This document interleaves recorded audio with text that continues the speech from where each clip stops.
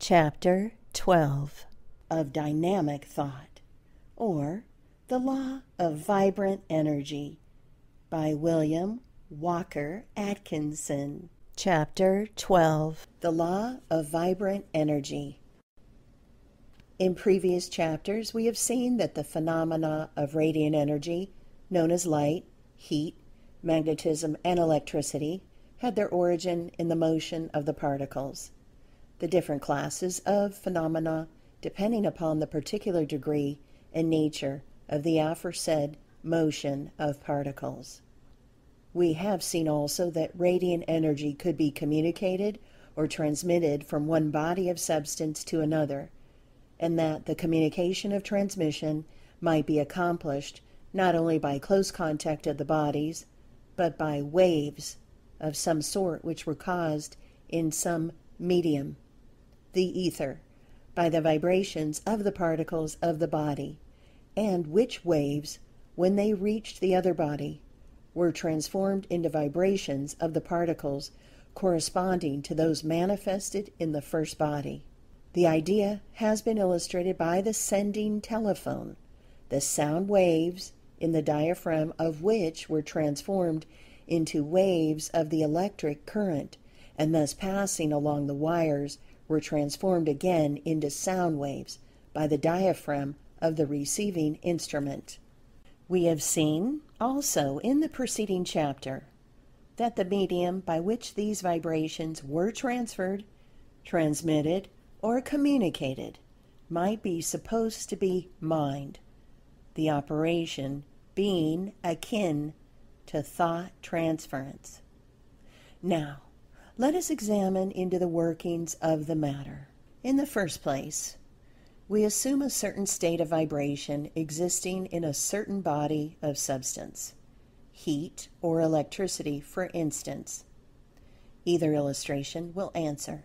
Another body of substance is brought in close contact with the first body, and the vibrations of energy pass on to the second, not by waves, but by a seeming actual passing of vibrations without the need of intervening waves. This science calls transmission by conduction, the theory being that the particles rapidly pass on the vibrations from one to another.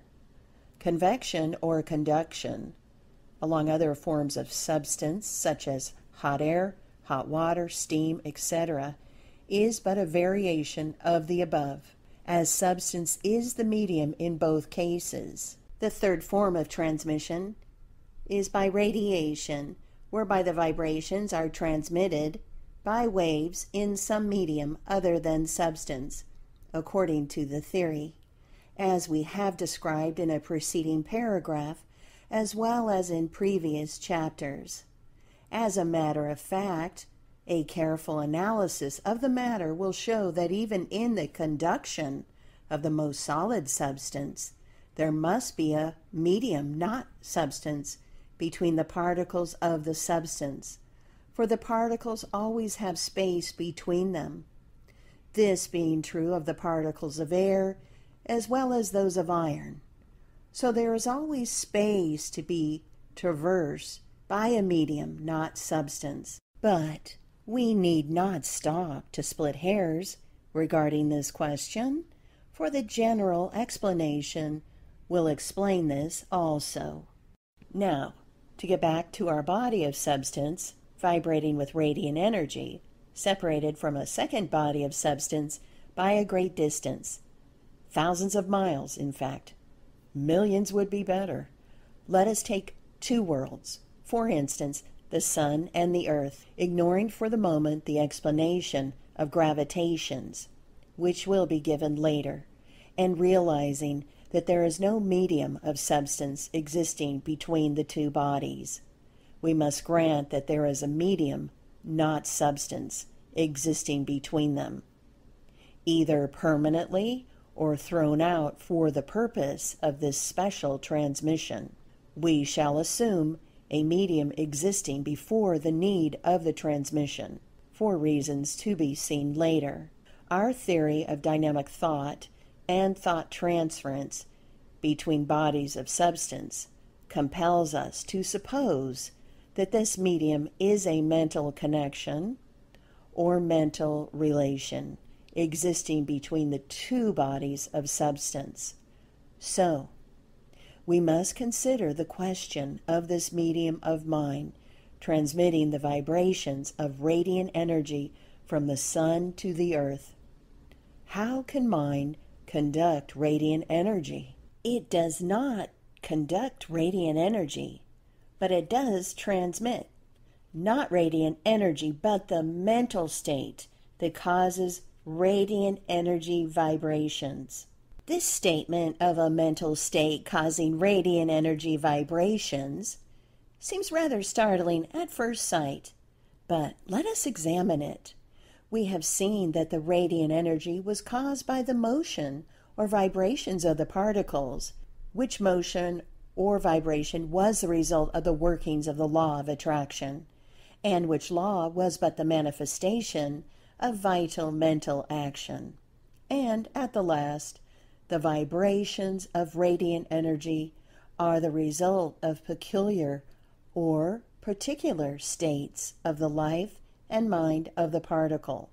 The word state is derived from the Latin word status, meaning position, standing, and is used generally in the sense of condition. This mental state of the particle may be described as a state of emotional excitement. Let us pause a moment to consider the meaning of these words. It often helps us to understand a subject if we examine the real meaning of the words defining it. Emotion is derived from the Latin word emotum, meaning to shake, to stir up. The Latin word being made up of two other words, i.e., meaning out and motum, to move. Emotion is defined as a moving or excitement of the mind. Excitement is derived from the Latin word excitare, meaning to move out, the English word being defined as a calling to activity, state of active feeling, aroused activity. So you see that the idea of active motion and aroused activity of mind permeates the term emotional excitement that is used by the writer in connection with the mental state causing vibration of the particles of substance. The single word excitement will be used by the writer hereafter in the above connection, in order to avoid complex terms. To those who still object to the use of a mental term in reference to motion of substance, he might remark that science makes use of the term excite and excitement in reference to electrical phenomena, so that he is not altogether without support in the use of the word. Now, to return again to our body of substance, the sun, the particles of which are manifesting a great degree of excitement, evidencing in vibrations producing the phenomena of radiant energy. The excitement is shared equally by its particles, the contagion having spread among them. Even the particles of its atmosphere are vibrating with excitement and evidencing radiant energy.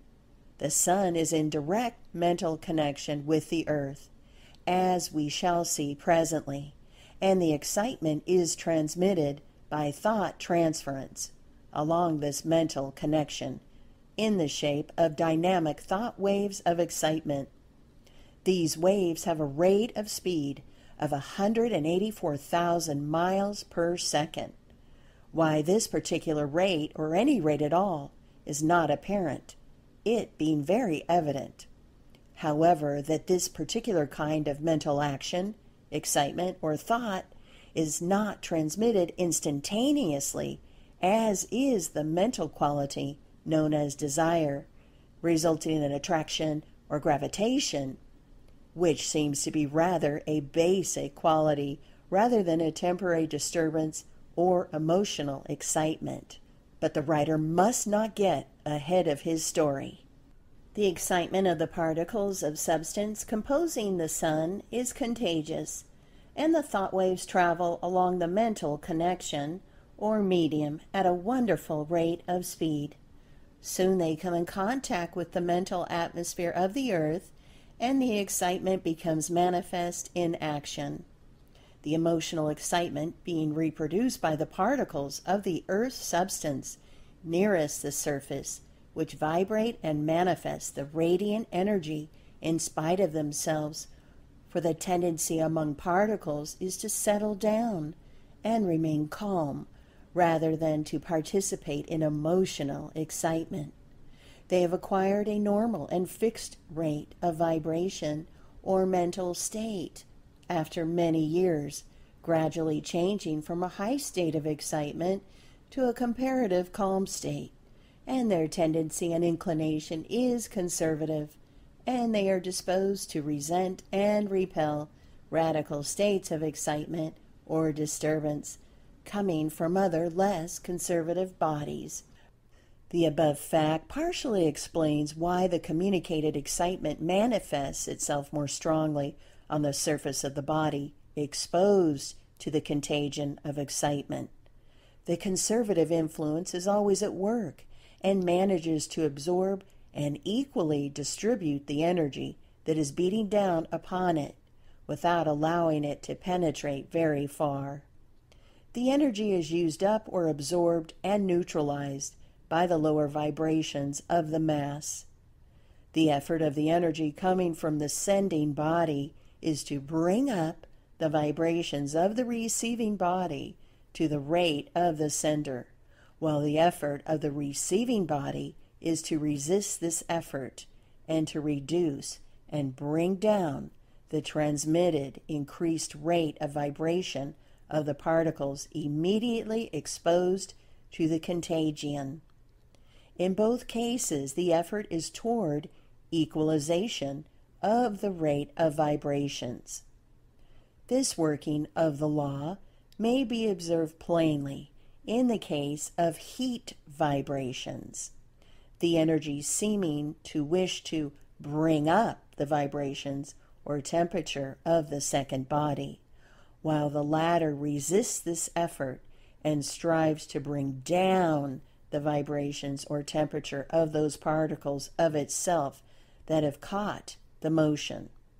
The energy is like a radical agitator who wishes to stir up an excitement leading to a change, while the body is like the conservative element that prefers to let well enough alone and resists the stirring up process and exerts itself to restore quiet and to maintain accustomed conditions.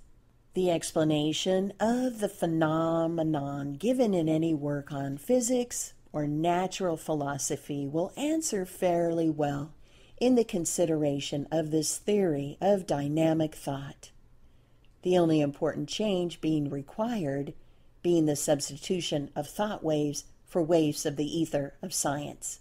Science has described the working operations as might be expected from her years of careful study and examination. She has erred only in the theory or hypothesis advanced to account for the facts. Her ether, handed down by Aristotle, is admitted by her to be paradoxical and unthinkable, but she has had none other to substitute for it. She will probably sneer at the dynamic thought and thought transference theory advanced in this book, if indeed she takes the trouble to examine it. But sometime, from her own ranks, among her most advanced members, will arise a man who will claim that all force is mental force, and that transference of energy is thought transference, and the scientific world will accept the doctrine after it finds itself unable to fight it down, and it will give new names and terms to its workings, and it will proclaim loudly the new truth. And this little book and its writer will be ignored, but its work will go on. The writer, although probably doomed to have himself and his theory laughed at by the masses of people whose children will accept the teachings of this book, does not feel discouraged by the prospect. He cares nothing for personal credit, the truth being the important thing. Like Galvini, whose words appear on the title page of this book, he may cry, "I am attacked by two very opposite sects, the scientists and the know-nothings. Both laugh at me, calling me the frog's dancing master, but I know that I have discovered one of the greatest forces in nature." The illustration given above of the transmission of the excitement of the particles of the sun to the particles of the earth will answer equally well in the case of light, heat, magnetism, and electricity, and it will answer in the case of the transmission of these forces between atoms, molecules, and masses, as well as between worlds and solar systems. Any body subject to the law of attraction may, and do, so transmit vibrations.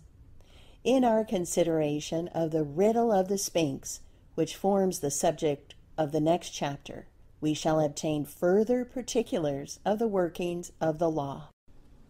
The consideration of the facts and principles stated in this chapter brings us to a second supplemental proposition, which may be stated as follows. Supplemental Proposition 2. The rates of vibration of the particles of substance may be likened to mental states, and a high degree of the same may be called an excitement.